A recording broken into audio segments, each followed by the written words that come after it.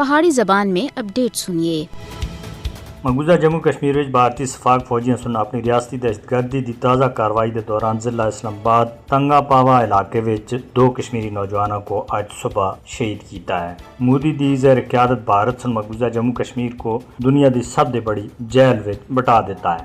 10 لاکھ تے زیادہ بھارتی فوجیاں دی موجودگی وچ کشمیری عوام کو ہر دن دی بنیاد دے اتے قتل، تشدد اور گرفتاریاں دا سامنا کرنا پی رہا ہے۔ کشمیری عوام پچھلے 75 سالاں دے بھارتی ریاستی دہشت گردی دا شکار ہیں۔ اس عرصے وچ بھارتی صفاقاں سن مقبوضہ جموں کشمیر دے شرق و غرب وچ درجناں قتل عام کیتے ہیں۔ محض 33 سالاں وچ 96,148 کشمیری بھارتی گولیاں دا نشانہ بنے ہیں۔ انسانی حقوق تے عالمی ادارے پہلے ہی مقبوضہ جموں کشمیر وچ نسل کشی دے بارے وچ خبردار دنیا کو کر چکے ہیں۔ مقبوضہ جموں کشمیر جیسی بھارتی بربریت کی حالیہ انسانی تاریخ وچ کوئی بھی مثال نہیں ملتی۔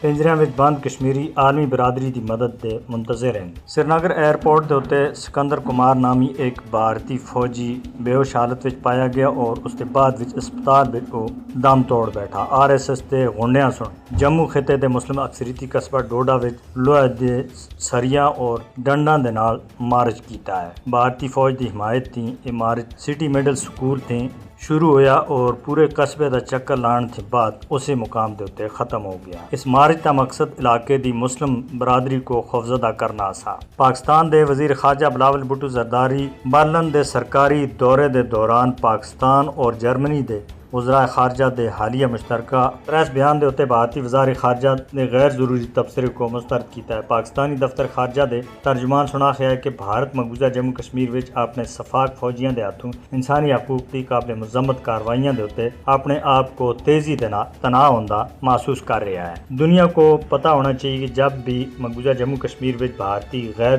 قانونی قبضے اور ظلم و بربریت کی تحقیقات کا مطالبہ کیا جاتا ہے تو بھارت سرحد پار دہشت گردی کا جھوٹا الزام لانا شروع کر دیتا ہے۔